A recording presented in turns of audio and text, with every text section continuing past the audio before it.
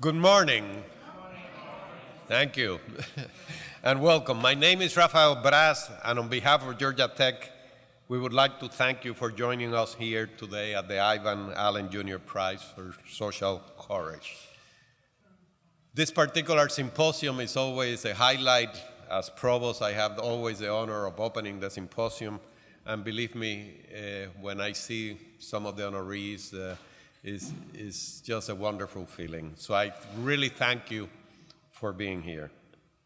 The symposium was established in 2010 to honor alumnus and former Atlanta Mayor Ivan Allen Jr. It is so important to Georgia Tech because it brings us together in celebration of the transformational work that is addressing some of the most difficult issues facing our city, state, the nation, and the world. But beyond celebration, the symposium also allows us to reflect and consider the grand challenges that still face our neighbors both near and far, now and in years to come.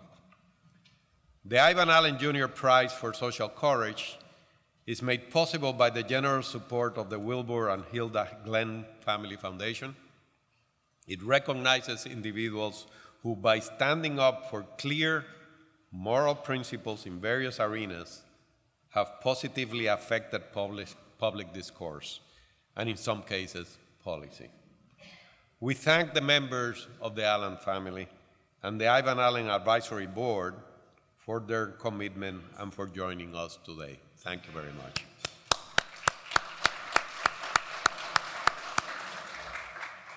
Mayor Allen was an insightful, courageous leader who envisioned a truly transformative path for Atlanta, the city he loves so much.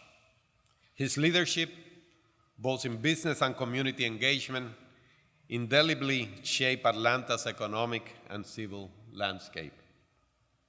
Progress, innovation, commitment, and courage are the legacies of Ivan Allen Jr. and hallmarks of the college that bears his name here at Georgia Tech. I'd like to recognize Dean Jacqueline Royster, who I saw somewhere right here, Dean of the college. Thank you, Dean Royster, and thank you to the other faculty, staff, and students of the Ivan Allen College of Liberal Arts who are in attendance. Ivan Allen Jr.'s work and commitment were truly extraordinary, and this prize underscores Georgia Tech's mission to improve the human condition by recognizing those around the world who, like Mayor Allen, have made a positive difference by standing up for moral principles and take risks in their careers, livelihoods, and even their lives. We are now going to take a few minutes to look back at the work and life of Ivan Allen Jr.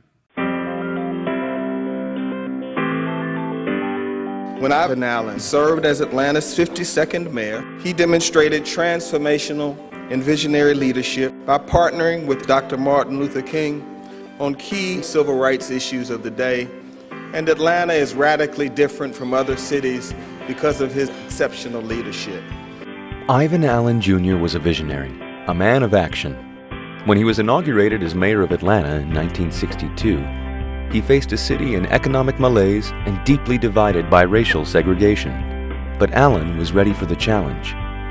His 6-point Forward Atlanta plan encompassed urban renewal, new infrastructure including an expressway system and plans for public transportation, the building of a civic auditorium, a major league sports stadium, and a commitment to keeping open Atlanta schools through racial discord. The major contribution, I think, of Ivan Allen was that he dreamed of a city of 4 million people, but we didn't have 400,000 folk in the entire region.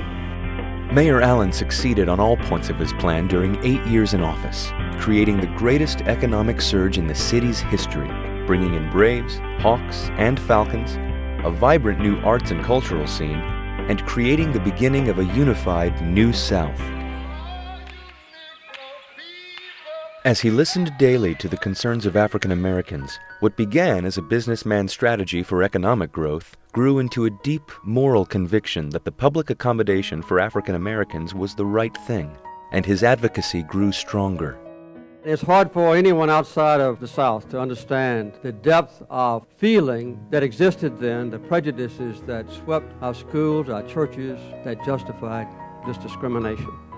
There were a very few courageous people that broke that shell that we had built around ourselves. One of them was Ivan Allen. Ivan Allen displayed courage in confronting his adversaries, but he also challenged his peers and was willing to incur their scorn and anger where social justice was at stake.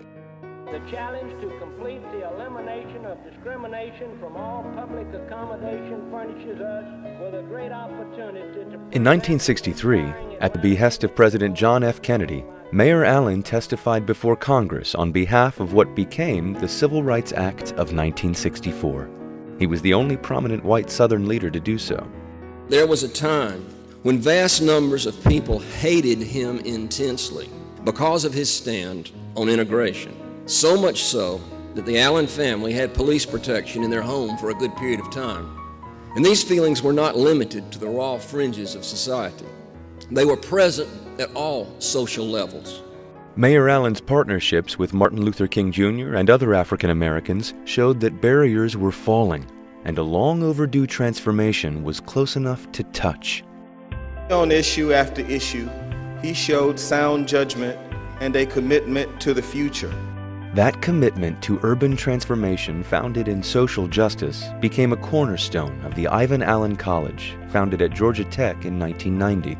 He was a leader while he was a student here at Georgia Tech and went on to be a leader in everything he did throughout his career. Now, half a century later, his life is a beacon of light for those of us following in his footsteps. It's our goal here at Georgia Tech to take the legacy of Ivan Allen Jr. and pass it on to the next generation. The name Ivan Allen was a beacon light for breaking through the darkness, and I'm personally grateful to him. It's the legacy of Ivan Allen Jr., the man whose values infuse the way we teach and the way we learn. The character and integrity revealed in acts of social courage are not qualities that can be simply switched on when needed. They have to be built and practiced day by day, week by week, and year by year. To build a world of promise and avoid a world of peril, we're going to have to cooperate with each other. Ivan Allen Jr. showed us the way.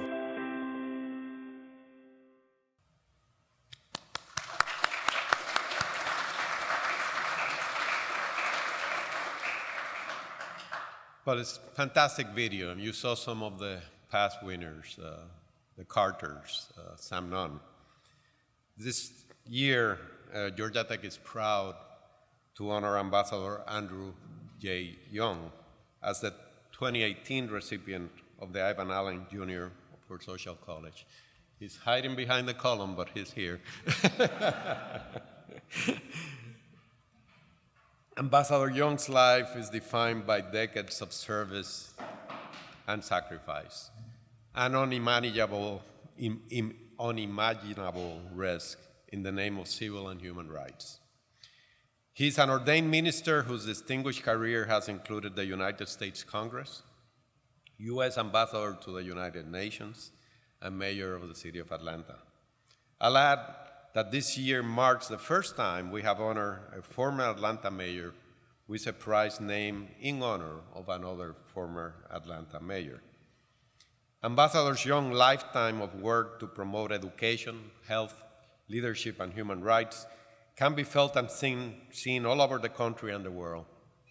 He played an influential role in the passage of the Civil Rights Act of 1964 and the Voting Rights Act in 1965 before becoming ambassador to the United Nations under President Jimmy Carter. Ambassador Young is a true servant leader who has dedicated his life in service to improving the lives of his neighbors, both near and far, both friend and stranger. We welcome the members of the Young family who are here today with us. We're joined by Ambassador Young's wife, Carolyn, daughter Andrea Young, and son-in-law Jerry Thomas.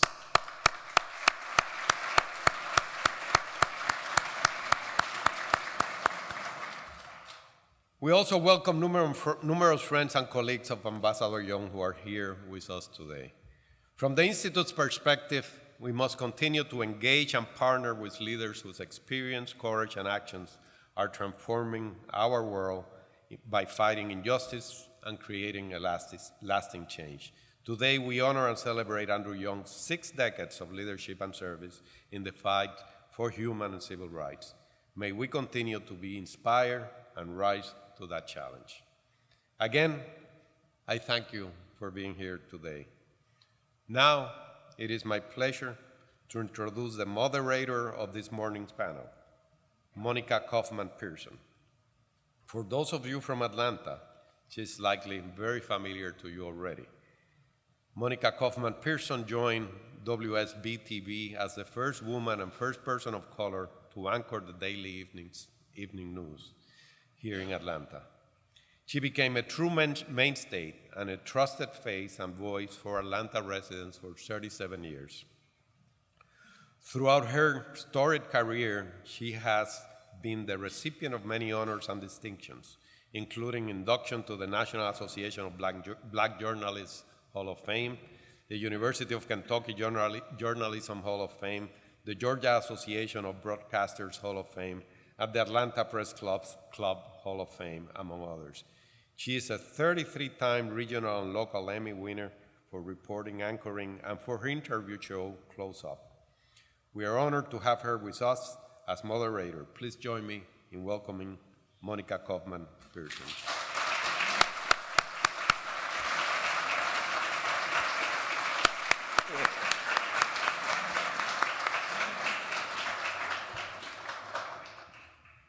Thank you very much, Provost Ross and President Peterson, and Georgia Tech for allowing me to celebrate the life and accomplishments of my friend, the minister, civil rights leader, congressman, ambassador, mayor, blues-loving, people-loving, husband, father, grandfather, plain old all-around nice guy, and when you travel with him, particularly in Africa, he is a rock star.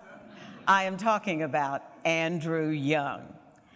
Anthropologist Margaret Mead wrote, "Never doubt that a small group of thoughtful, concerned citizens can change the world.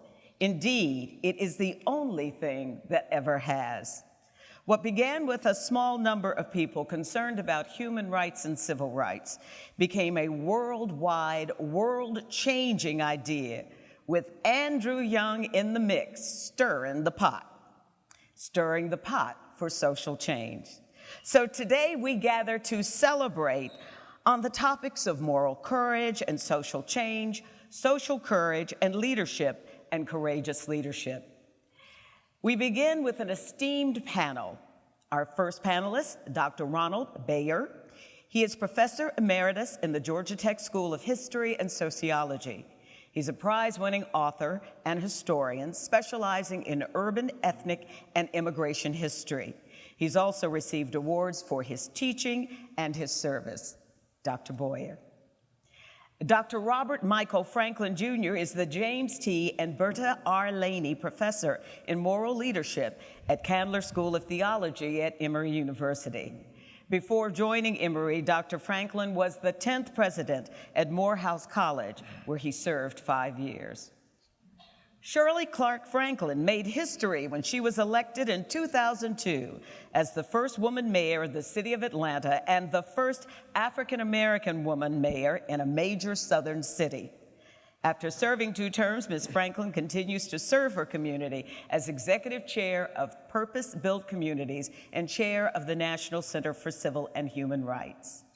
And next, please welcome Erin Haynes-Wack. She's a national writer for the Associated Press. Her beat, race and ethnicity.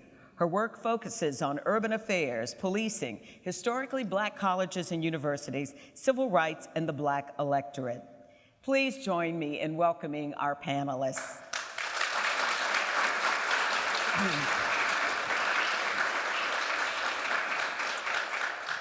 And after each of our panelists does their presentation, the ambassador will be joining us to respond, as only he can. Dr. Bayer, we're going to begin with you for your research on race in Atlanta and Andy Young's courage in leading the city while mayor. Okay, thank you. I wanted to thank first President Peterson, Provost Brass, and of course, Dean Jackie Royster. All were very helpful in putting this together.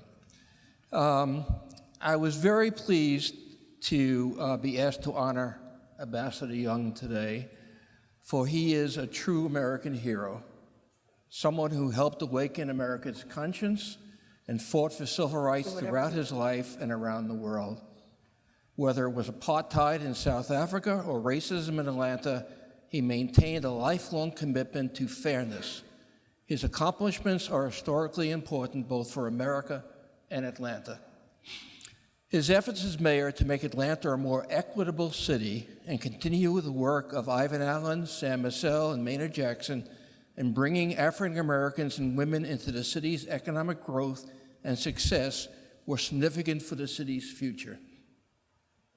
In regard to city contracts, minority and joint venture businesses, jobs, and promotions, Mayor Young assured that racial discrimination would play no part in who did business with or worked for the city.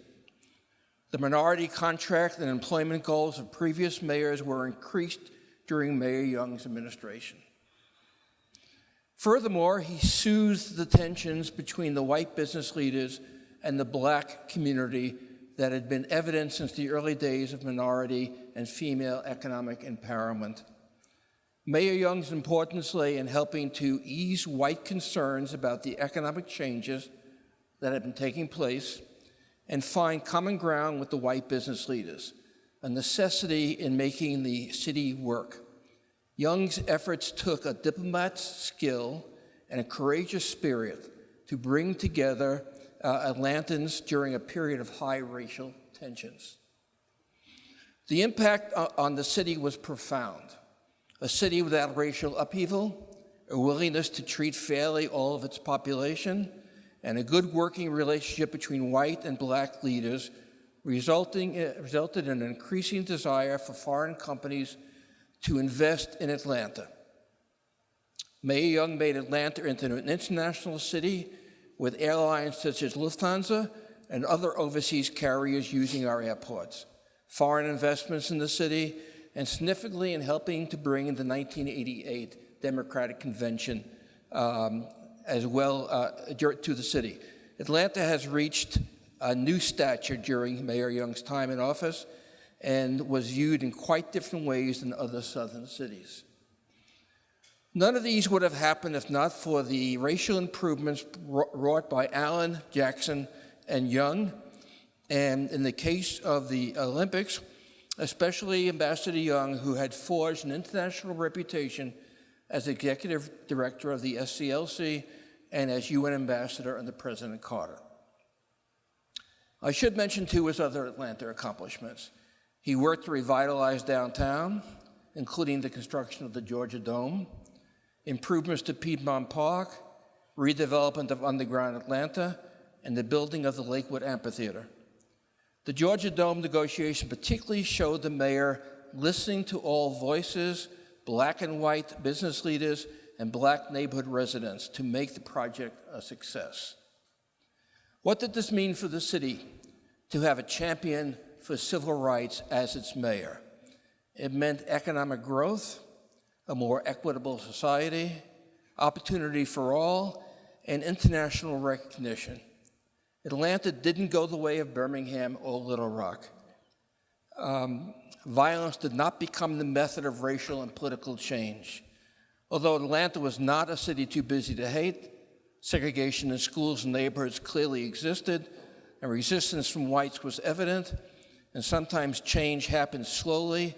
Atlanta was largely spared the extensive bombings and killings of other cities.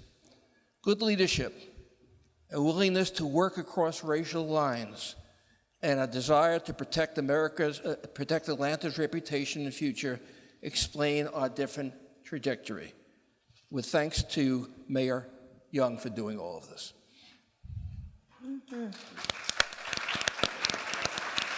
Thank you, Dr. Bayer. Oops, sorry. Dr. Franklin, Thank you. your comments on the moral leadership of Andrew Young throughout his many careers, including pastor, aide to Dr. Martin Luther King Jr., mayor, and UN ambassador. Thank you. If I may, I'll remain here as I speak. And thank you, Professor Bayer. To our very distinguished honoree, to President Pearson and the Georgia Tech family, and to all who gather, and to my very distinguished fellow panelists, and to, of course, the inimitable Monica Pearson. How appropriate it is in the 70th anniversary of the Universal Declaration of Human Rights, the 803rd anniversary of the Magna Carta, for us to pause and celebrate an important voice and advocate for human rights.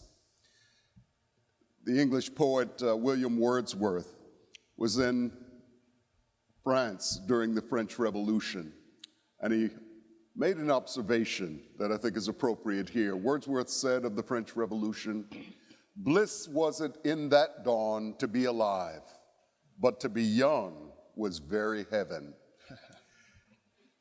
Those words come to mind as I think about arriving in Atlanta as a student to attend Morehouse College in 1971, and there were these luminaries moving the civil rights movement that Professor Bayer has just spoken about into the 70s. We were all mobilized as young Morehouse students to work on Maynard Jackson's campaign. Maynard was elected. And then Andy announced his bid for Congress. Once again, we were mobilized. Thanks to Benjamin Mays, we were especially excited to work on Andy's campaign, for despite the fact, unlike Maynard, that Andy was not a Morehouse man, Dr. Mays urged us to get over it. This is a good man. So it was an extraordinary occasion to see such leadership emerge. We always think of and talk about moral leaders as women and men with integrity, courage, and imagination, who work for the common good while inviting others to join them. And that was Andrew Young, always inviting people to join him.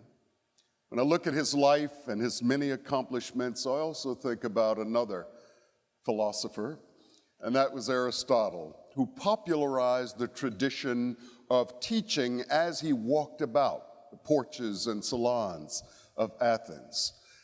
Hence the term peripatetic. Peri, moving about, and pathetic, walking. The peripatetic philosopher, Aristotle. And you know, Andy Young loves to teach. He's a born storyteller. And so I think of him as Atlanta's peripatetic public intellectual. Wherever Andy pauses for more than 2 or 3 minutes, a seminar breaks out. And Andy's always the thought leader at the center of that conversation, stimulating, challenging, interrogating, but always, and this is again the gift of the moral leader. We saw it in Martin King, we saw it in Ivan Allen, we see it in the lives of leaders here, we saw it in Mayor Franklin's life. The moral leader always invites others to join the walk, join the journey toward a better life and a better city, a better community. And so today I'd like to pay tribute to my friend, my teacher, the peripatetic public intellectual, Andy Young. Thank you.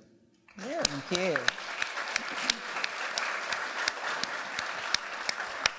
you. Ms. Shirley Franklin, as a friend, a neighbor, and political activist, you're going to tell us about Andy Young as a leader, his social activism, and his civic leadership.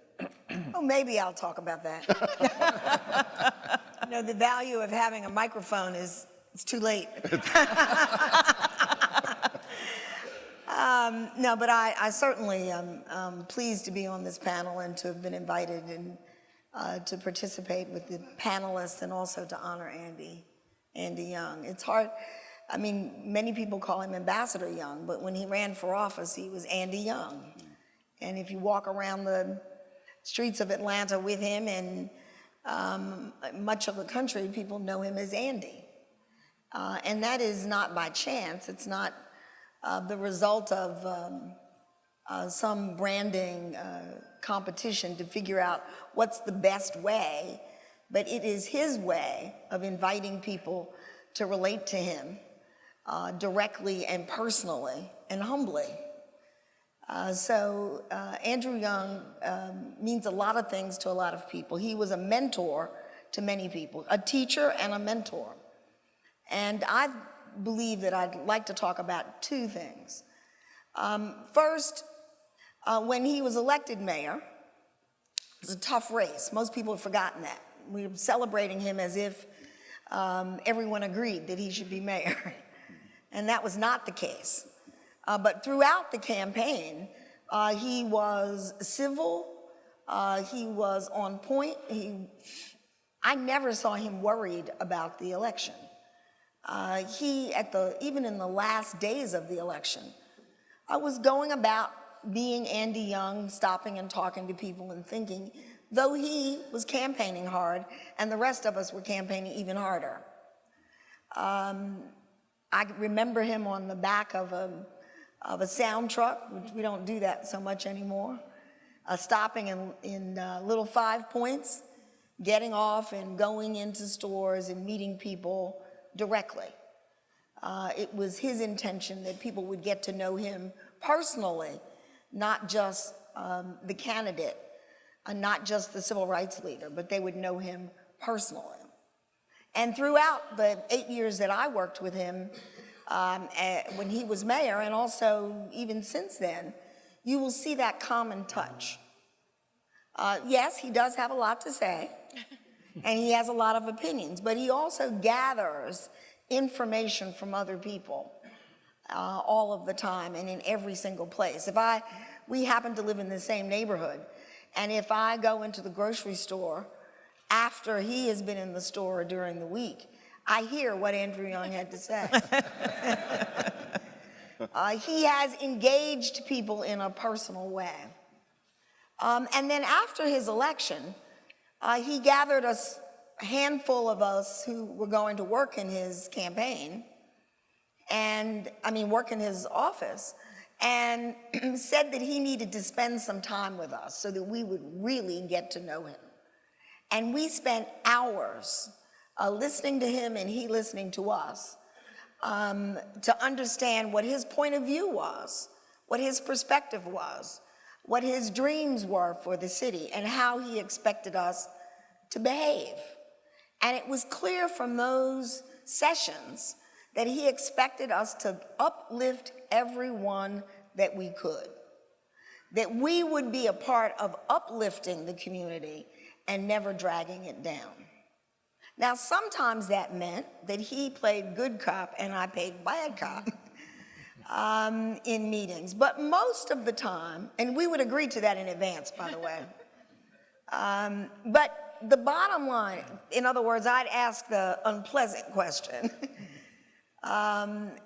But most of the time, he was looking for ways to uplift people and to open doors, to make introductions, international introductions, local introductions, introductions into the business community. And he encouraged all of us to play that role ourselves. So he was not a leader who said, I have to do it. He said, I expect you to be able to do it. The result of that was we were terrified that we would make a mistake. And he said, no, I have a no-fault approach to leadership and team building. If you are working toward a good end, and one that is morally sound and financially sound, then if it fails, it is okay. So one story on that. Andrew Young saw me in a gathering not unlike this when I was serving as mayor, and he had in his mind that the city of Atlanta should buy the Martin Luther King, now the Morehouse College Martin Luther King papers. And he called me to the side after my presentation and said, I have an idea. And I thought, okay, this is going to be work. He said, I think the city ought to buy the papers. Forget what happened for the next couple of weeks, but the last day when we had not consummated the deal, I don't know what continent he was on. He hurriedly called and insisted on speaking with me. And I'd been working on it for several weeks. And it looked as if it was going to fall through. I don't know whether he knew that or not, but some sense told him that he needed to call, and his words to me were, don't worry, if it doesn't work, you have done a great job. That's mentorship. He basically said, it was tough to do, maybe you can do it. If you can't do it, it is okay. Don't be afraid of failure. That's the kind of person that I know in Andrew Young. Thank you very much.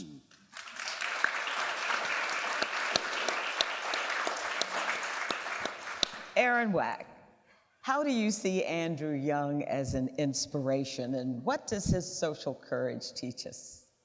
It teaches us a lot, Monica, and good morning to all of you. I just am so honored to share the stage with my fellow panelists, a couple of you who I've interviewed, my journalism hero sitting at the end of the aisle here, and everybody just here to share their testimonies about the life and legacy of really my American hero in Ambassador Andrew Young.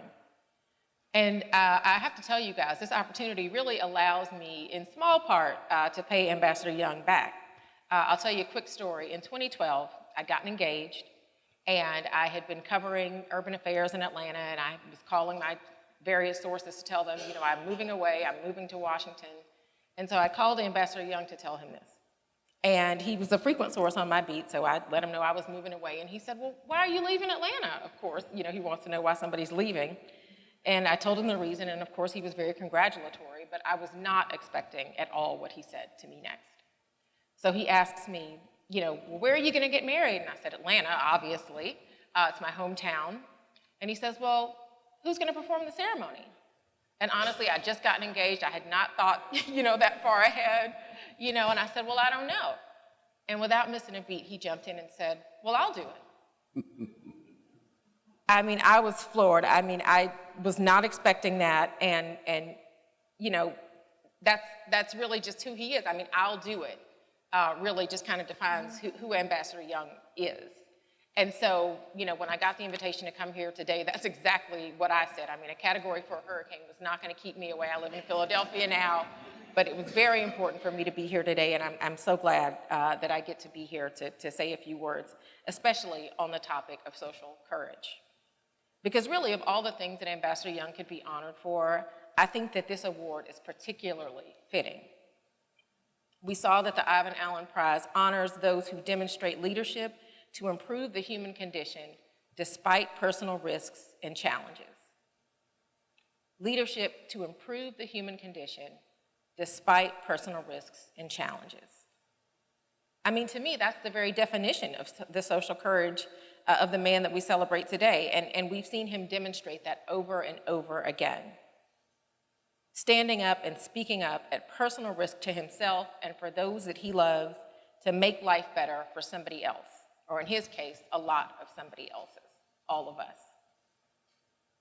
And by his living example, he has given us the blueprint for how to show social courage in our own lives. And from where I sit, the formula that he's left us looks pretty simple. It's about faith, family and friends, and fortitude. Now, I don't think I need to tell anybody here that faith is the foundation of Ambassador Young's life, but it's also often the cornerstone for courage.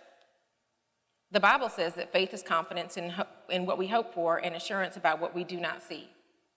And really, what could have been more obscure in 1960 than a more free and fair America? I mean, at the time, this country had given Ambassador Young little indication that he or anybody who looked like him would be treated equally, or allowed to vote, or to work wherever they wanted, or to live wherever they wanted, or really just to be seen as men and women and full citizens under the law. So Ambassador Young was really stepping out on that faith when he left New York City to join the Southern Christian Leadership Conference. And that was a faith that served him throughout the civil rights movement, when he literally stared down hate incarnate and pushed forward anyway. I mean, you have to ask yourself, why would somebody do that? And it was because he knew that the faith that he carried within was not just for him. It was for his family and for his friends, for us all. You know, John 15:13 says that greater love has no one than this, to lay down one's life for one's friends. Ambassador Young lived this scripture every time he stepped onto the front lines in the battle for the soul of America. But just look at the pictures and the footage from those terrifying and tremendous days. What do you notice? Over and over, you see Ambassador Young, Dr. King, Ralph David Abernathy, Fred Shuttlesworth, and so many others standing shoulder to shoulder together in brotherhood and sisterhood. Ambassador Young is truly courageous, but he did not fight alone, and he didn't let others fight alone.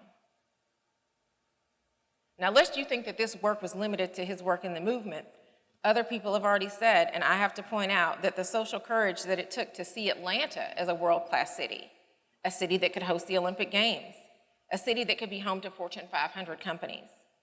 Not everyone has always seen that vision, but he went forward anyway, and history has proven him right and shown us who we could be. That is social courage. Now, writing about race in America, I've interviewed Ambassador Young many times. He never hesitated to make sure that I understood that there were times during the movement that he was scared. I mean, who wouldn't be scared? He didn't want to die. He didn't want his friends to die. But he did not let that fear keep him from registering voters, or pushing for equal housing or equal wages, or even for voting for America's first Black president. Now, right now, I know you're thinking, what does that have to do with social courage? But let me leave you with another story that might help me explain what I'm trying to say. So in 2008, I covered Barack Obama's historic election, and in doing that, I talked to a lot of heroes of the civil rights movement whose sacrifice really helped usher in that day, including Ambassador Young. I was with Ambassador Young the night that Obama won the Georgia primary at his house. He explained to me that he had supported his friend Hillary Clinton. And as I looked around the room and saw her face smiling from several personal family photos, I knew that he was sincere. He had stood with his friend even before politics or history, and that was a decision that I really admired. Months later, we were together again. Traveling as much as he does, Ambassador Young did not want to risk missing the election, and so he cast his ballot early. I asked him if I could come along, and so he said that I could come with him. And as we sat in his voting precinct, I waited for him as he voted. Afterwards, I asked him about the experience. And he told me something that really struck me. He said that he was sitting in the waiting room, waiting his turn to cast his ballot. He'd had a moment of brief panic. His mind went back to one of the worst times in his life, in St. Augustine, Florida. For a moment, he told me he thought, what if they don't let me vote here today? I mean, this was decades later, and yet he understood, he has always understood, the power of the vote. Now, of course, Ambassador Young did vote for Barack Obama that day.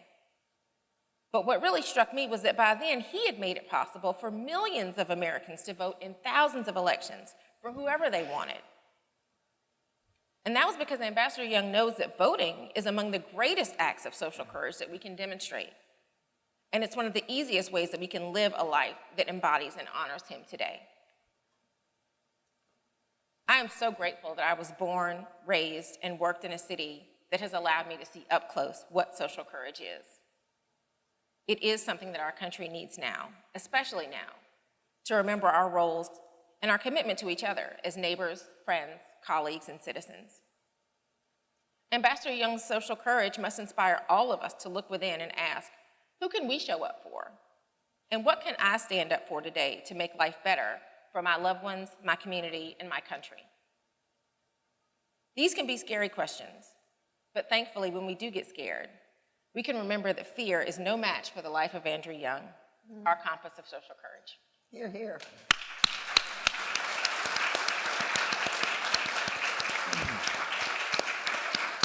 So that ends our presentations, but before we start our discussion, please welcome Andrew Young.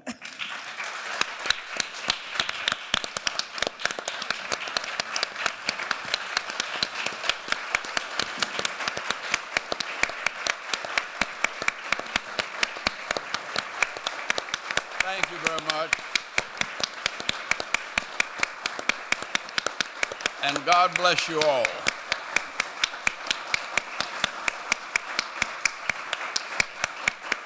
Fortunately, have a seat. Fortunately, the sound system didn't work too well behind the post. So I didn't hear everything. And it didn't come through very clearly, but it was so flattering. It's probably good I didn't hear it. I might start to believe it. But what I did hear was that all of us have something in common as a result of being a part of this city.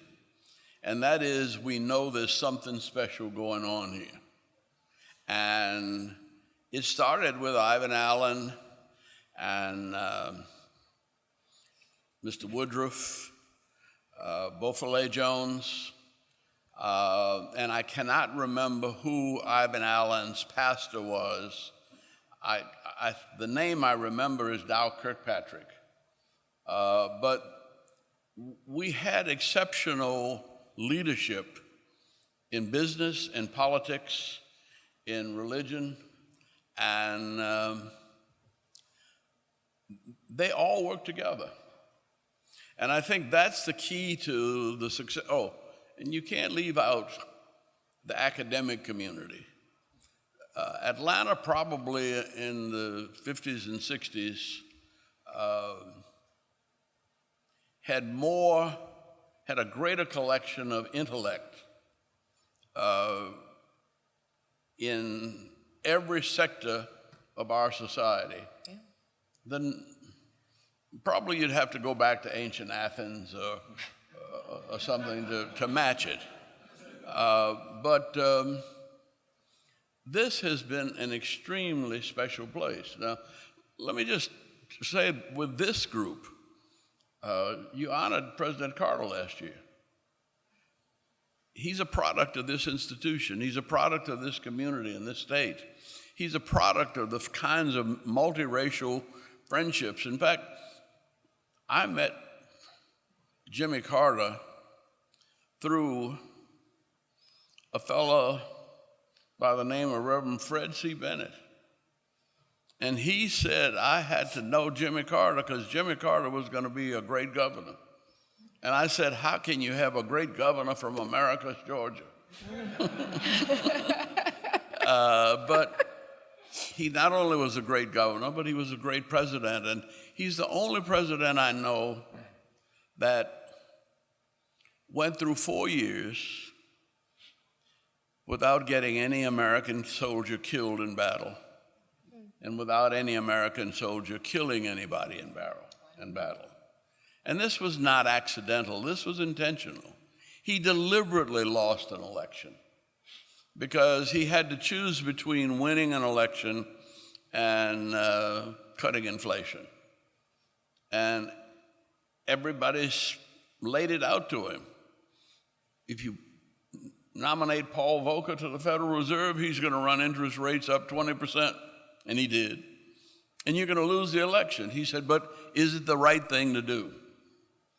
And I think that's the lesson that we have learned in this community, that we are better off if we can find the right thing to do, no matter how much it seems to hurt. In the long run, it's always better. And Ivan Allen, and I'll say more about that, but Ivan Allen, starting out, as everyone else did, as a segregationist, and having moved from building a wall across my street to being the only mayor.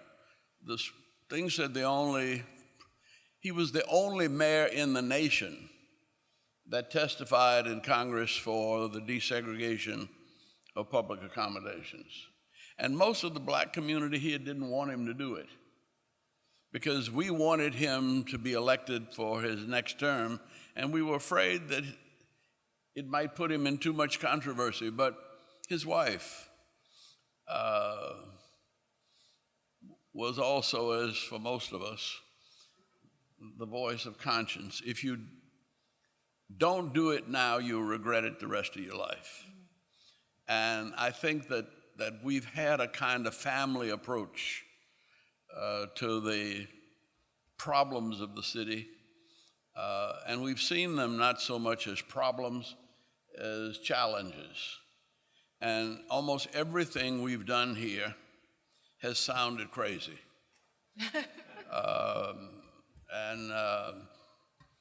It wasn't, we were the only city to be able to pass a referendum on mass transit. We were the only city to build an airport with jet runways when none of the airlines had jets. But probably the most significant thing we don't appreciate is that we are not a government-run city. We are a capitalist-run city. Now, what I mean by that is almost nothing we do is paid for with taxpayer dollars. The airport has almost no taxpayer money. The Olympics has no taxpayer money. The domes, we have learned to really make capitalism work with democracy. And that started in the friendship of Ivan Allen and Mr. Woodruff, but it was continued with Maynard Jackson and Charlie Davis. We couldn't go to the Capitol to get money, but a young man who had been a classmate of Maynard's, I don't know where, came to me when I was in Congress and said, look, you don't have to wait for Washington to have money to build an airport. I can get you the money on Wall Street.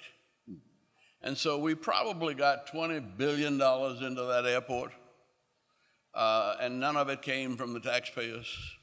The only taxpayer money I know of is the money that we use, the noise abatement money, that we use to move people out of the path of planes. But everything else is privately financed, it pays for itself, it generates jobs, and it creates a high quality of life. I think the airport now generates about $50 billion a year and over 1 million jobs that are directly or indirectly, and taxpayers don't pay for that. That's the way cities have got to run. So Mayor Young, I need you to please take a seat, and we're going to bring you a microphone. Okay.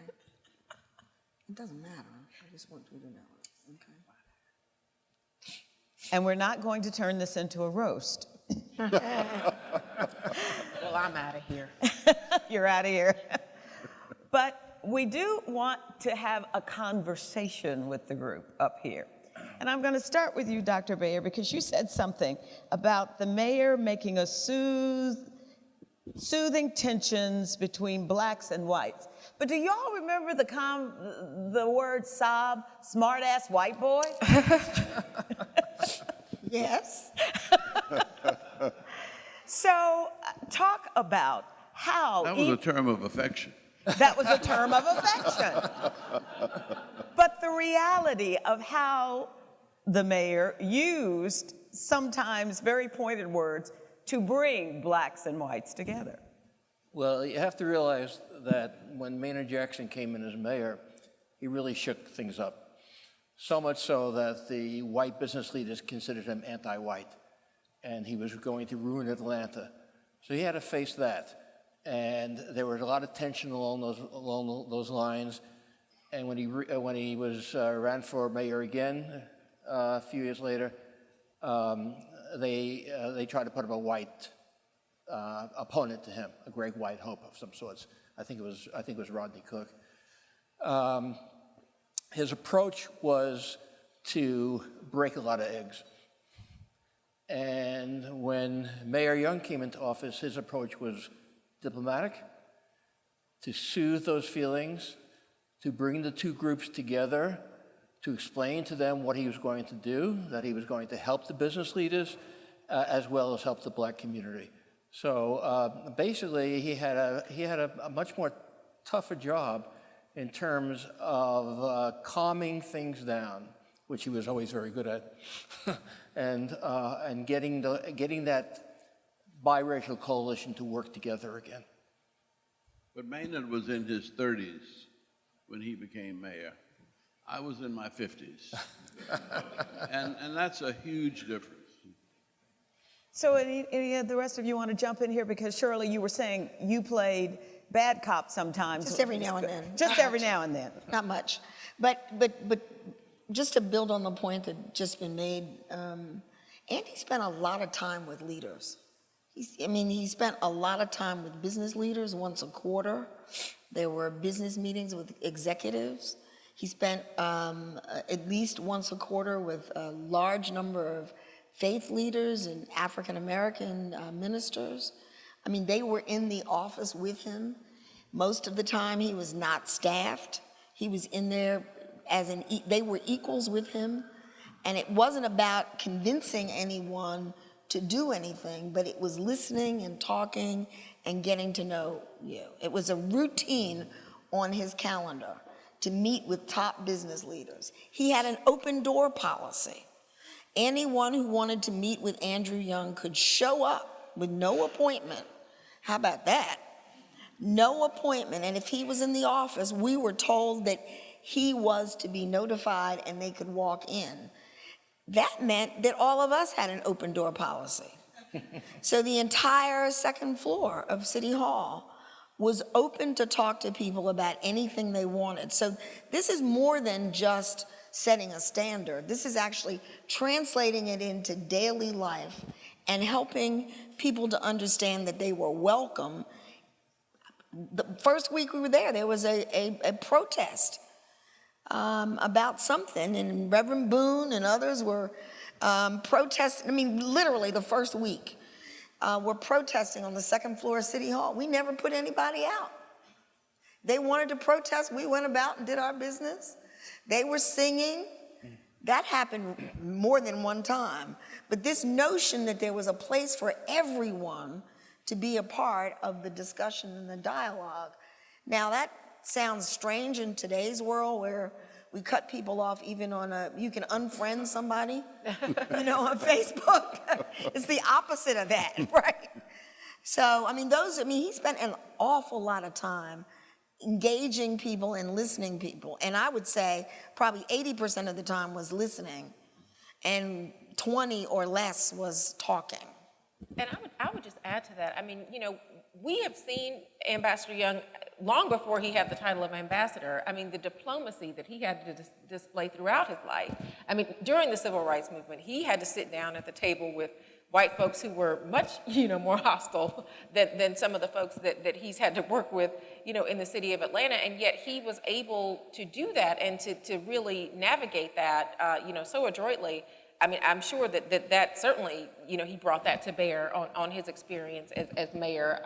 But we've seen that throughout his life, and it's part of the reason why President Carter tapped him, to be a UN ambassador. Something that we talked about that, ambassador. That was something that you weren't necessarily wanting to do. You didn't want to leave Congress to do that, but because of your diplomatic skills, you were the right person for the job. President Carter couldn't see anybody else doing that job. That gets us back to the peripatetic word, Dr. Franklin. Yes.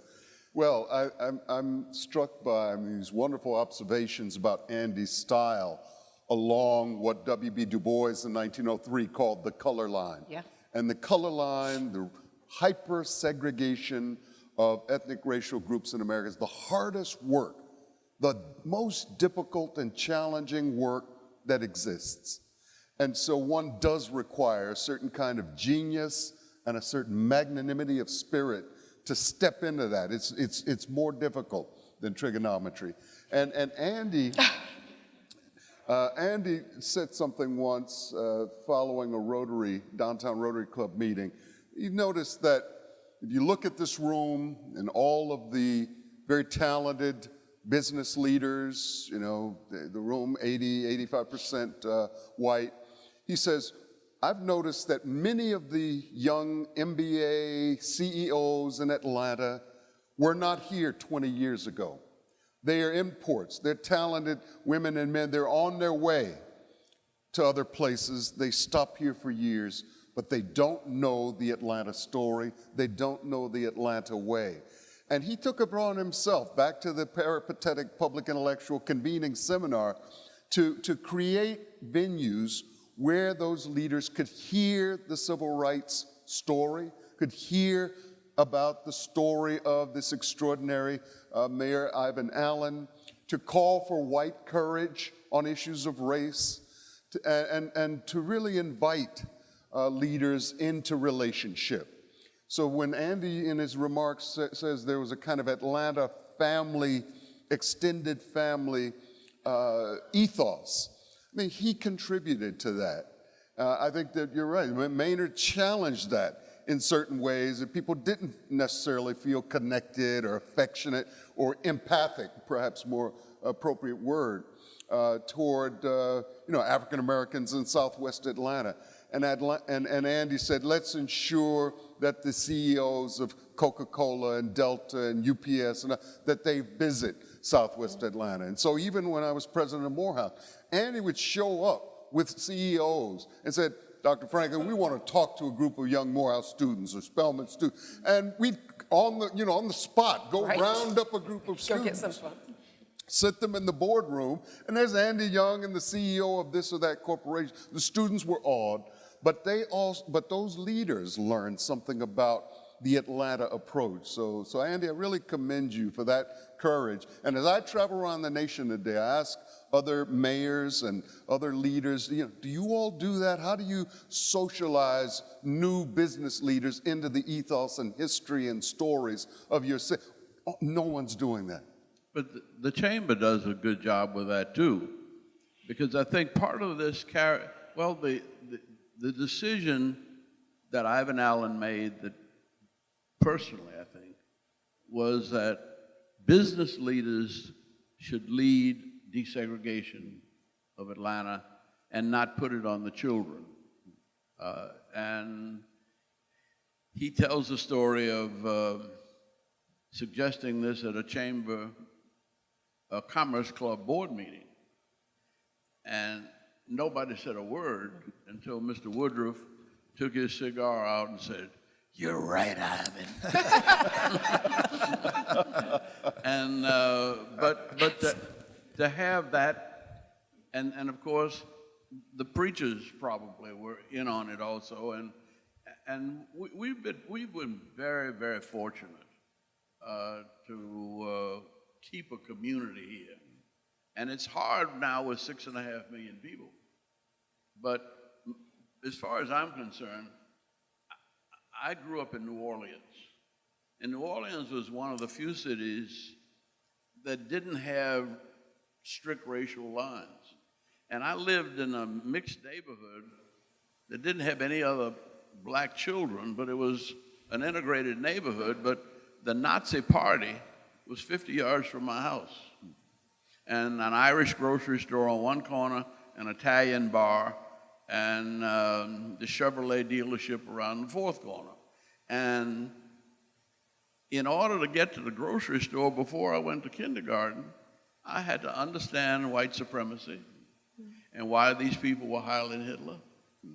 And I had to understand that that others were going to, my friends' parents would pay them not to play with me. But we had the basketball goal in my backyard. So they would take the money that their parents were paying them and buy something to drink and a moon pie or something and come on back there. And so it was where I was born to this. And that there was my father over and over again said, you are small and you're not going to feel good running from a fight. But if you don't get angry, and he'd always say, his motto was, don't get mad, get smart. When you get angry and emotional, the blood rushes from your head to your fist to your feet, and you'll do something stupid. See? But if you stay calm and think your way through and don't run from any fight, he said, you won't have to fight. He said, people fight because they think you're afraid. If you're not afraid, and not only, see, by the time I got here as mayor, I had tried that out on the streets of Birmingham, St. Augustine, Selma, Albany, Georgia. And what I found is if you're not afraid of people and if you go up to them and talk to them, and I could tell great stories about incidents that prove that to me over and over and over again. So by the time I got to be mayor or congressman, I was, I'd been through, well, been around the world. Right. Well, you've never been afraid of controversy. So can I add something? But you also were not afraid to fail, which, as a result of that. And you instilled that in a lot of other people, that dreaming big in and of itself was worthy of the possibility and risk of failure. And I mean, that's something that you talk to us about a lot. And I just want to put a pin on that because there's a lot of debate today about affordability in Atlanta. And there were a number of things that you wanted to get done when you were mayor. One of them was to build 25,000 affordable housing units in the last 2 years of your term, which was presented to me as a goal. And I thought you were stark raving crazy because I didn't think we could figure out how to do it. But that was 30 years ago. You could see the challenge ahead of time because you had been around the world, because you had seen things everywhere, and because you were listening a lot. And I think one of the lessons of your life is not only have you done this, you are challenging the rest of us to be as open to big ideas, and the risk of failure is not really the problem. I mean, you have really big ideas, and the Olympics was one of them, but affordability was another. So I want to put a pin in that. So what would you consider, and the panel can jump in, what would you consider your biggest failure and what would you consider your biggest success? I don't know, and I don't care. Now there you go.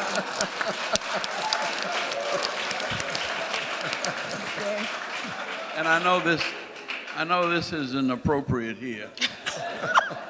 Too late. But I was always a C- student. And I never got along with teachers. I always argued with teachers. And it pleased me to know that Martin Luther King got a C in preaching at Morehouse, of public speaking. And that John Portman didn't get a good grade for the Hyatt was originally a design for a senior citizen high-rise. And as a student here at Tech, he went around talking to senior citizens, and they didn't want to go in a building. They wanted to be on their front porches where they could talk to their neighbors. And the genius of John Portman was he put the porches inside. And but that was a terrible waste of space, and nobody thought that would work. But you know, it worked. And so that I've been surrounded by people in this town that have been willing. Mr. Woodruff's decision, I mean, it was stupid to say that a soldier should be able to have a free Coca-Cola anywhere he's fighting. How can a company afford to do that? And yet, that's what made Coca-Cola the biggest, greatest company in the world. And it was living in all of those countries. And J. Paul Austin, coming back from South Africa, where he had been through apartheid. He was there when they had instituted apartheid, and coming to Atlanta as the CEO or chairman of Coca-Cola right about this time. And it was Paul Austin that convinced the business community that they needed to give Maynard Jackson a chance. And so the connections that we've had here, and I'll let you in on a little secret. I believe in God. And I believe that we are a spiritual reality as much as we are a physical reality. And I am always looking for how and where the Spirit is moving. And it's uncomfortable. And it's crazy. I mean, it was absolutely insane for Martin Luther King to think he could go to Selma and get a civil rights bill. There's nobody in their right mind that would have done that. And we couldn't have done it either if we thought we knew what we were doing. But it was kind of an ability to walk out on faith. And I think that's one of the keys to Atlanta's success, that you don't even have to believe it. Just know that that's sort of, whether you like it or not, you are a spiritual being having human experiences. But ultimately, what decides the reality of our lives is spiritual. Go ahead. I love, Monica, I love your question asking leaders who are so distinguished and achieved about failures in their lives. And it reminds me of Benjamin Elijah Mays, who was president of Morehouse College for 27 years and then served as chair of the Atlanta Board of Education. In his final commencement address, presiding as president in 1967, Mays, the title of his commencement address was 27 Years of Failure and Success. And he opening, it was extraordinary. This is his final. This is the 100th anniversary of Morehouse, 1967. And he frames his remarks in terms of his failure. And he went on to talk about, I didn't move the endowment needle up enough. I didn't move the enrollment needle far enough. I didn't, and people were kind of aghast. Andy, I don't know if you were there, but it was extraordinary. And then he went on to detail, what we have done and what continues and what I leave for my successors. So I would say, I don't know how you regard this, Andy, but we'd worked on so many of your previous campaigns. When you ran for governor and you did not win, many of us felt that was a failure. We felt we had failed, the campaign had failed, progressive whites had failed. But when we heard from you the first time after that election, you talked just to what you just said 5 minutes ago. You talked about this extraordinary sense of purpose and contentment and peace of mind that we've all been affirming that really helped us as young leaders. So thank you for that. But look what happened. I lost the governor's race, but the only reason I wanted to be governor was to make sure that the Hope Scholarship was devoted totally to education. Now, even if I'd been elected, I couldn't have made that happen in the state legislature. Zell Miller could. And once Zell and I agreed, I was so happy to lose. Because I knew that, and I don't know what you think here, but this is a great institution in large measure because of the Hope Scholarship and the Olympics. Yeah. You put them together, and you add the dual degree program, and this academic community in which we live is one of the few academic communities that is prepared to face the 22nd century as a leader. People move around this campus so comfortably in spite of the fact that they all look different and act different. That wouldn't have happened without the Olympics. That wouldn't have happened without, that 9,000 apartment units that we had to build here. And you had to fill them. And so, but I'm saying that when Billy Payne came into our office with Horace Sibley and talking about the Olympics, everybody in my office said, "Oh God." He wanted to go to the Olympics when he was a boy and never made it. Now the damn fool is going to try to bring the Olympics here. And they were right, see? Because that was, that, and even I think I kid Charlie Loudermilk, because Charlie Loudermilk was the only business leader that really stuck his neck out to help me run for mayor. But he said, "Andy, I was with you in the mayor's race, but don't try to win me over on this. This Olympic thing, it's not for us." Mm-hmm. So, it happened. And there's, well, I guess I mean, look at the things that have happened to us, all of us. It was impossible for Ivan Allen, as a privileged, wealthy white boy, wanting to be the mayor of this city and not wanting to travel around the world and have fun like everybody else.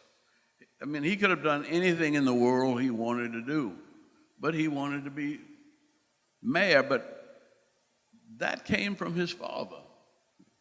And I think he said that his father said to him one time, "Ivan, we've left you a great city, but the one thing we haven't had the nerve to touch is race. And you and your generation are going to have to deal with the race problem." And to get that mandate from your father is a tremendous kind of drive.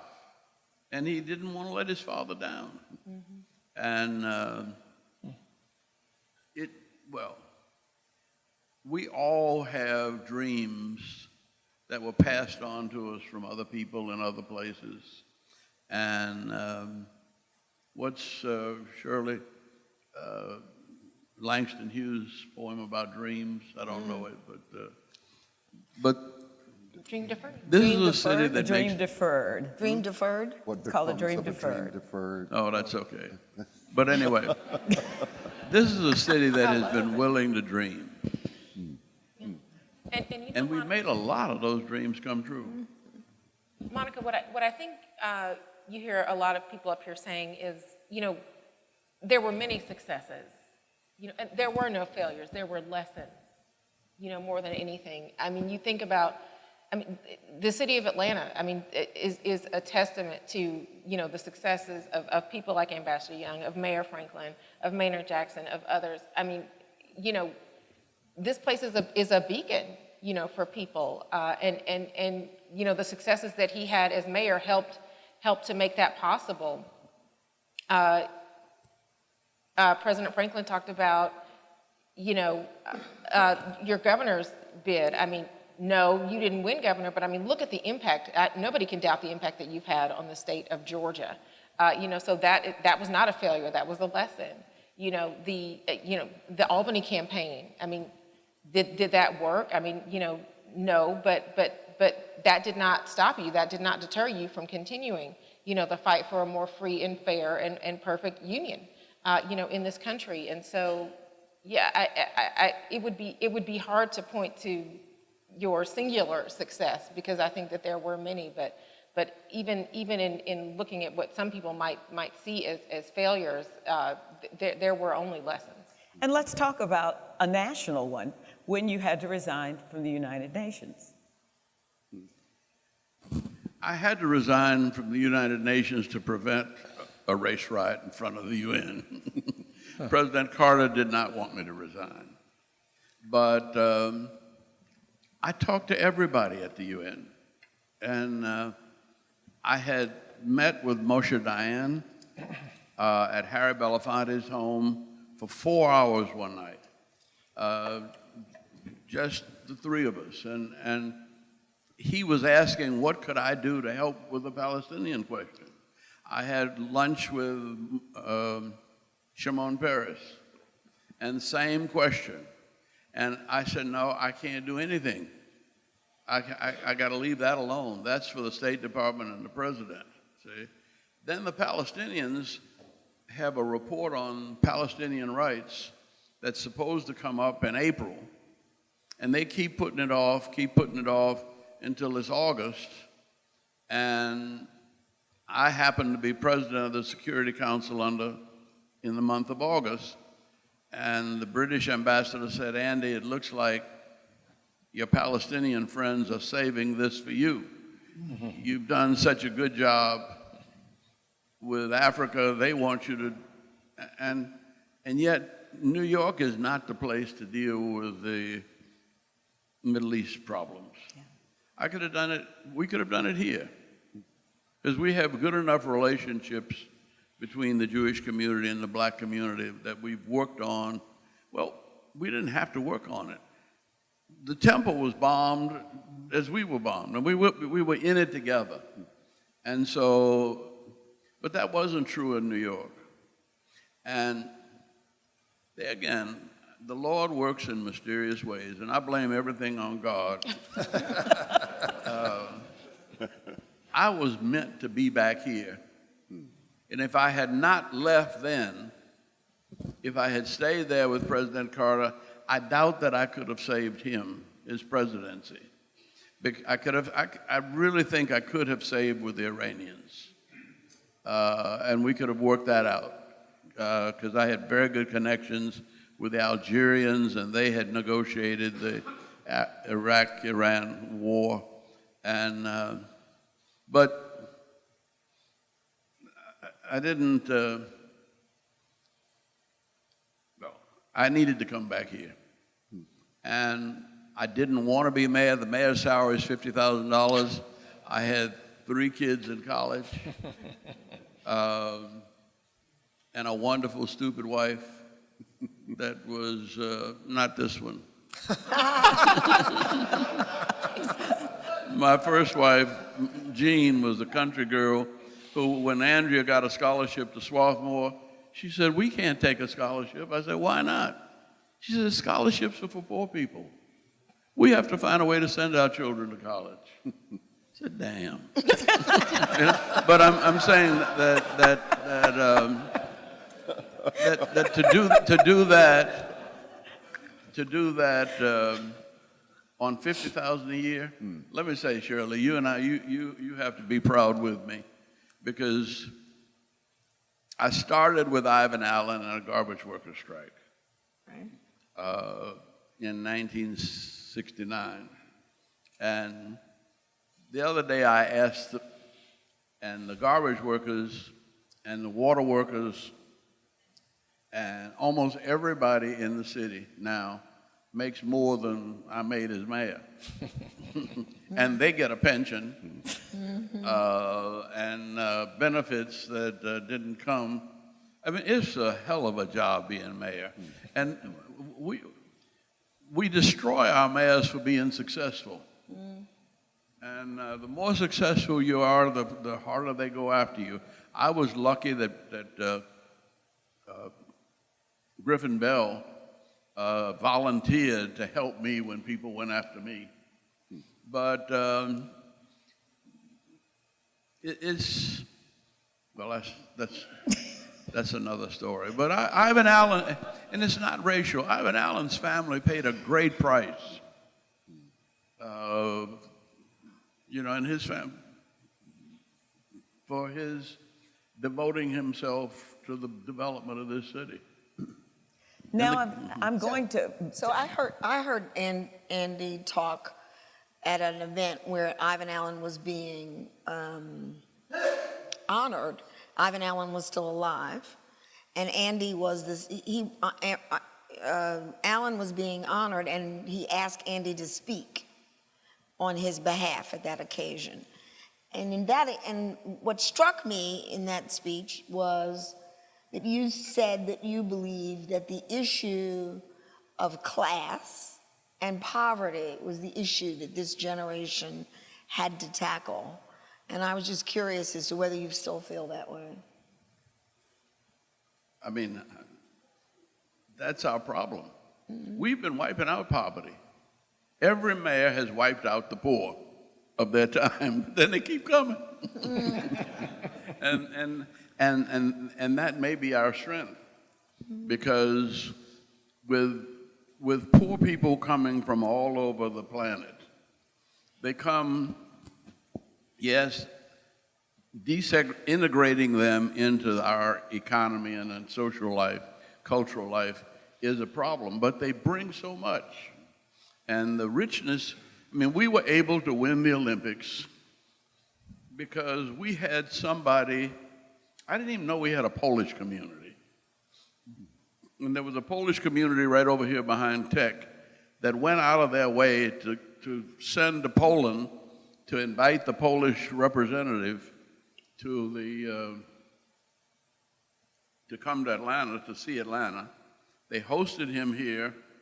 I don't know whether it was him or not, but they hosted the Polish representative, invited him not only to come back and bring the Olympics to Atlanta, but offered their homes to the athletes' families.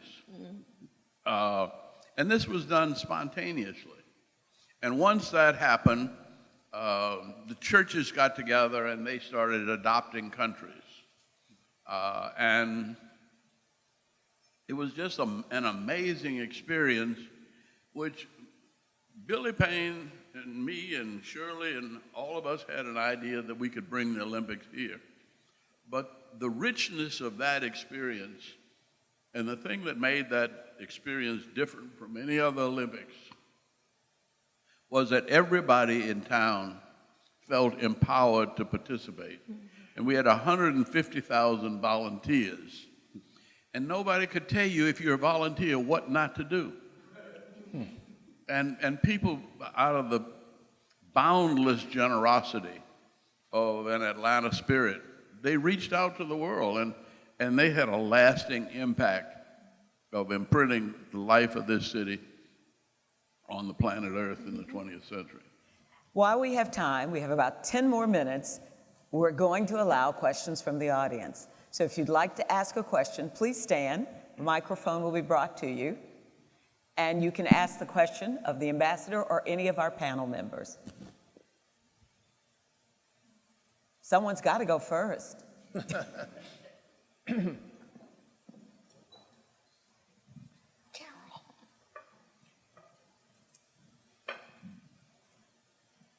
Please stand up and introduce yourself.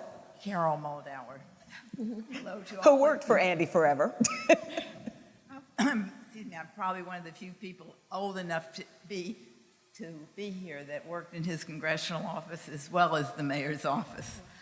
But one thing that I wanted to say, when Andy opened up the congressional office, the first day he came in and told the staff, I just want to tell you, I'm not your boss. Everyone who comes in here is. And that's how he did the mayor's office and through life. Thank you, Carol. Well, that's also the Atlanta way, that you work for the citizens. They're the taxpayers, they're the boss. And that's why it was not hard for me to give my home number. And I only got one call. But I gave my home number to the business community and asked them to call me and help me. Because I said, if I fail at this $50,000 job, and then I'll go on and enjoy life. But your businesses will suffer if I fail. And so we've created that family spirit, team spirit, whatever you want to call it. But that's what Atlanta has got to maintain. We've got to continue that. Question? I have never seen so many. There's one right up Okay. here. All the way up front. Young gentleman.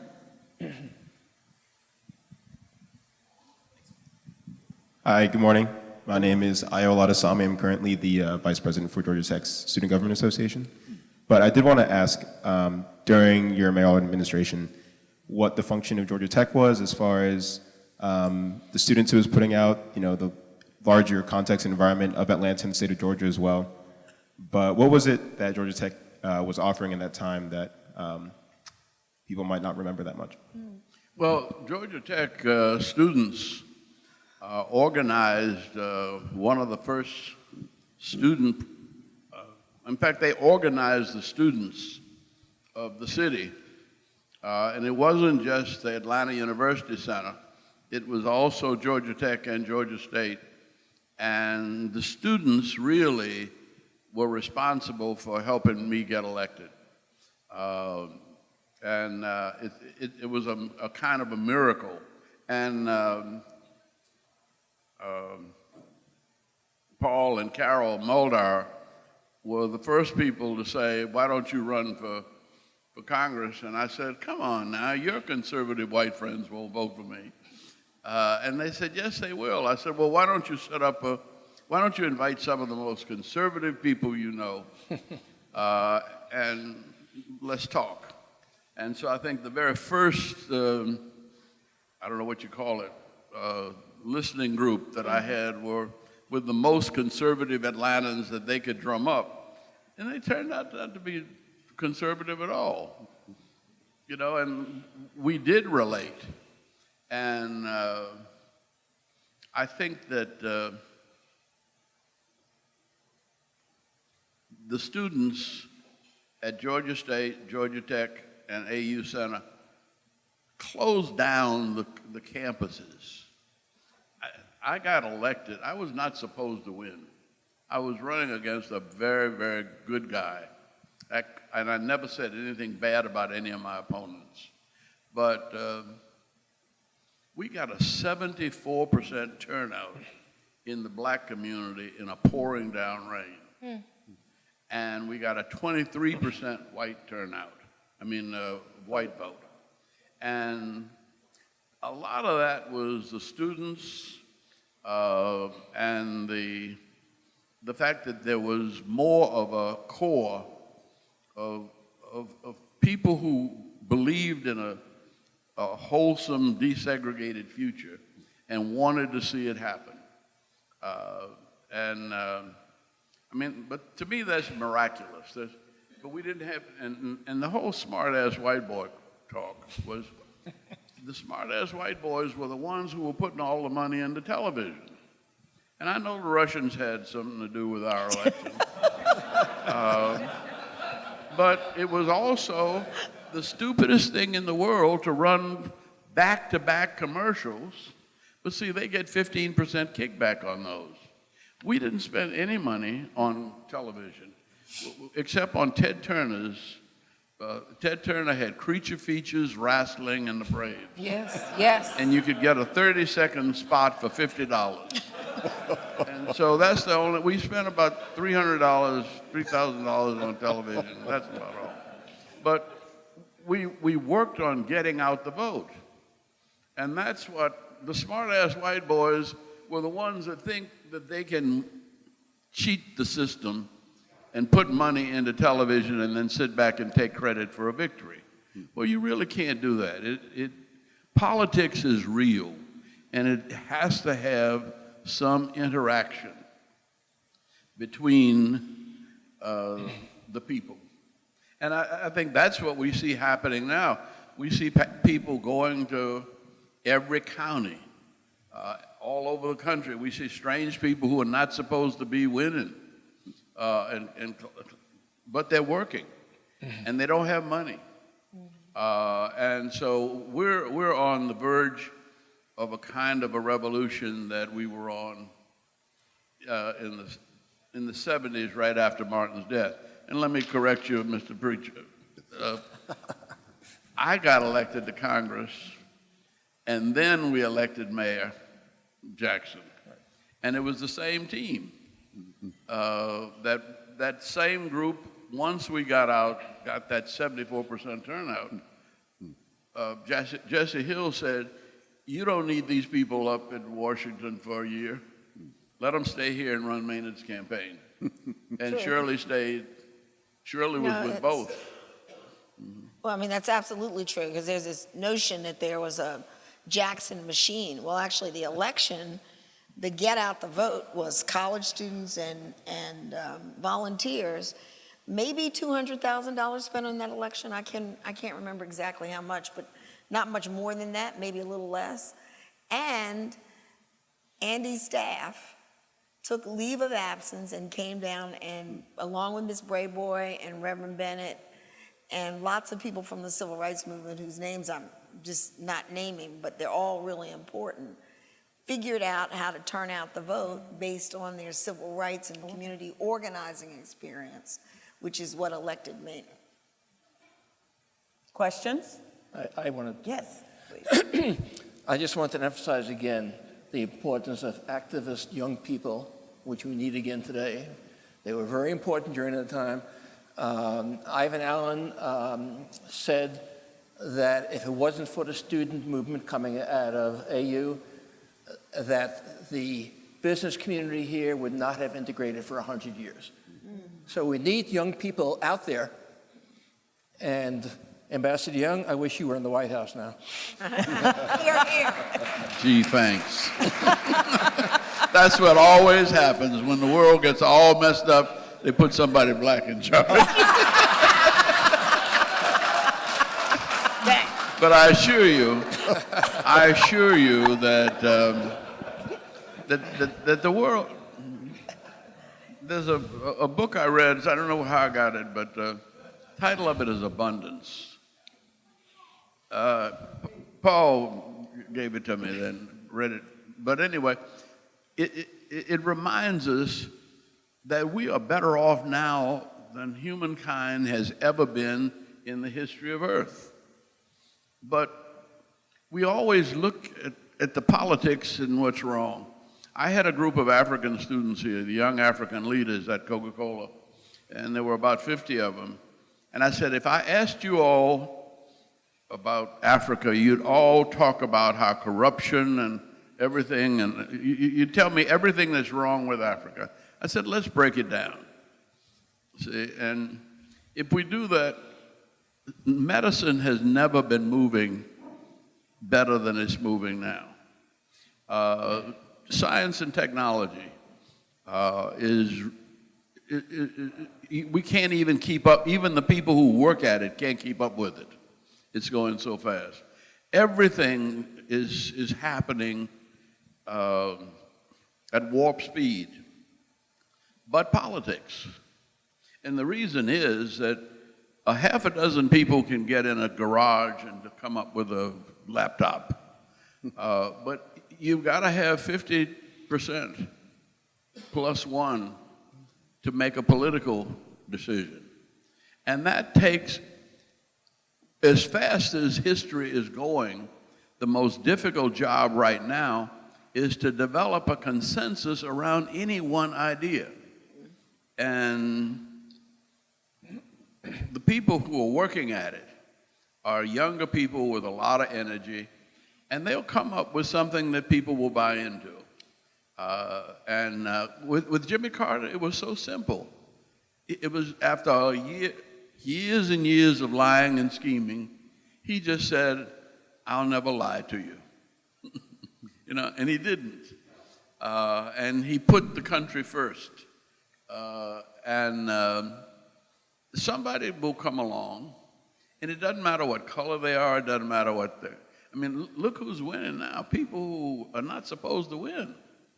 Now, I worry about the socialists, because I frankly don't believe socialism is possible in a world with cell phones.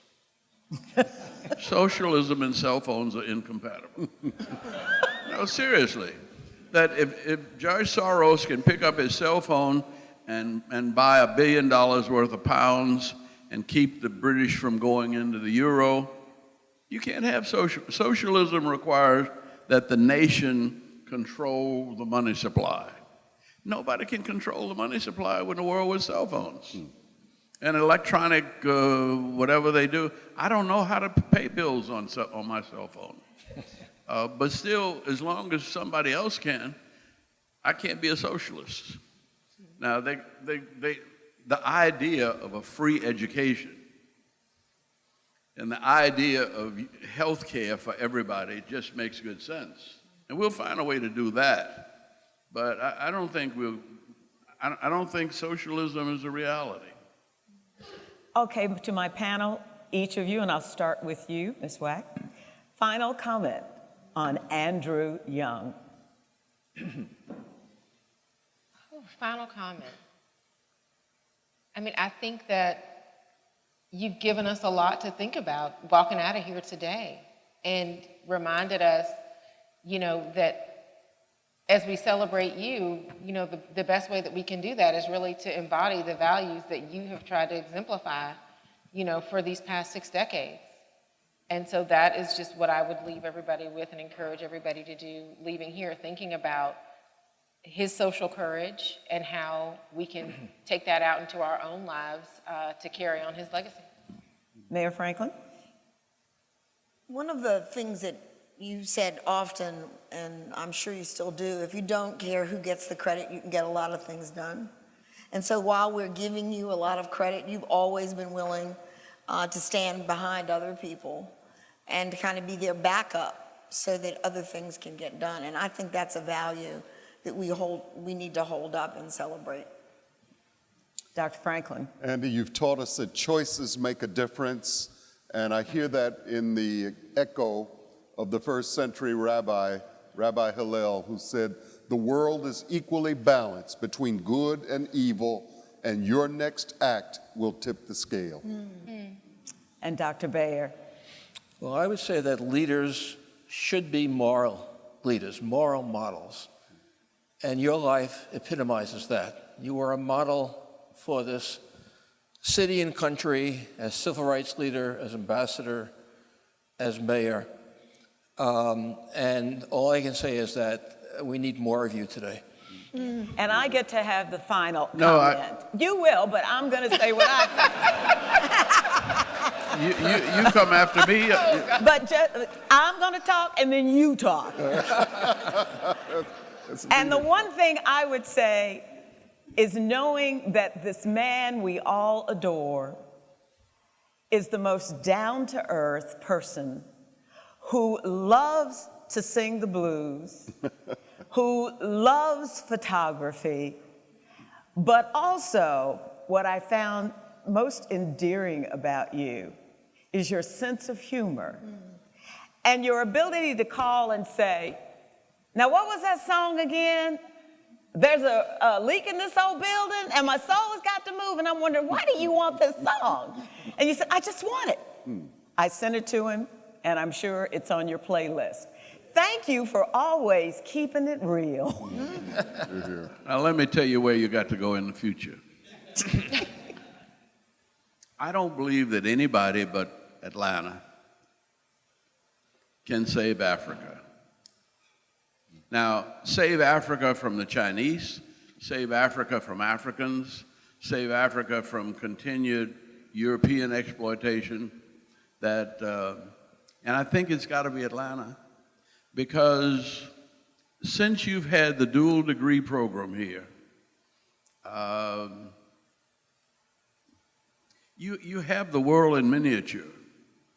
I don't know how many nationalities we got here, and it's not just Africa, but I say Africa because by the turn of the century, half of the population of the earth is going to have to be on the African continent. And they will screw it up. Africa doesn't need to go through another 1890.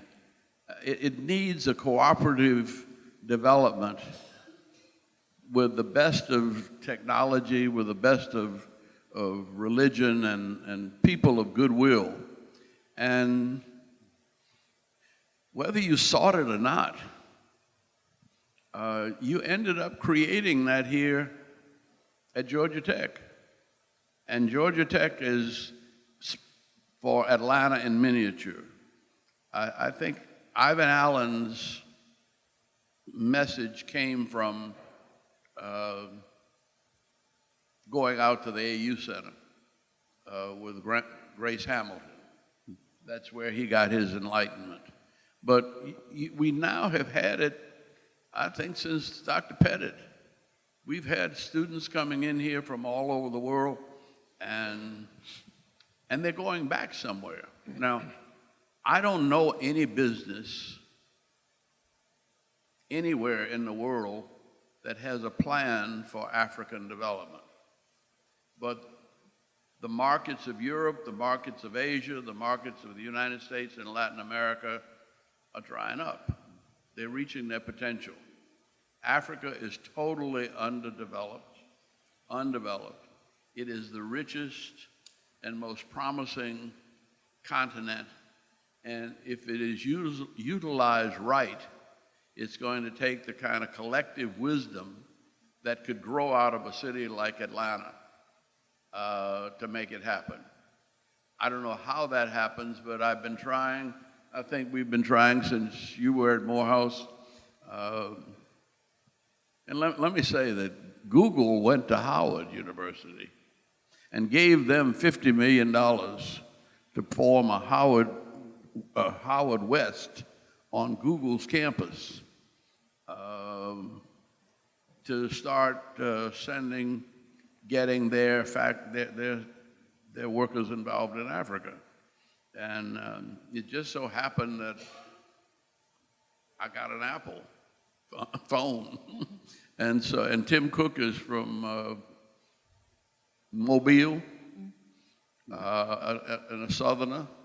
And I don't know whether, Dr. Peterson, you have any engagement with him, but we need every American industry to start thinking now about how to make a peaceful, positive utilization of the tremendous resources that are on the African continent.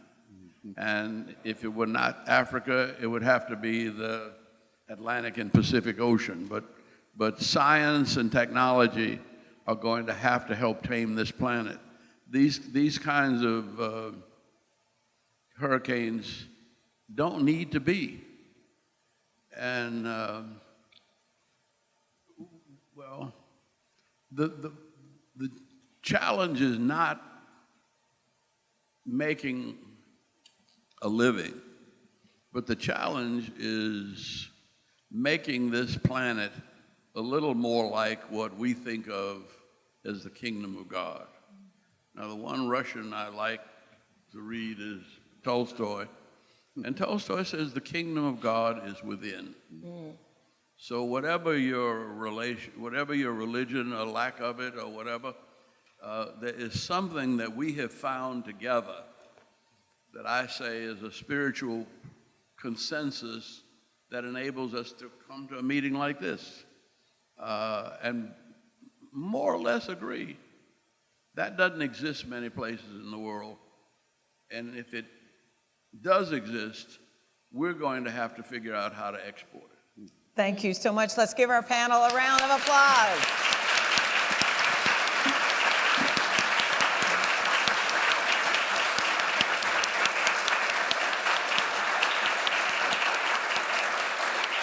And now it is time for all of us to move to the Georgian Ballroom for the luncheon, and that is when Andrew Young officially will be awarded the Ivan Allen Jr. Social Courage Prize. Thank you for your attention, and enjoy your lunch. A pleasure, thank you.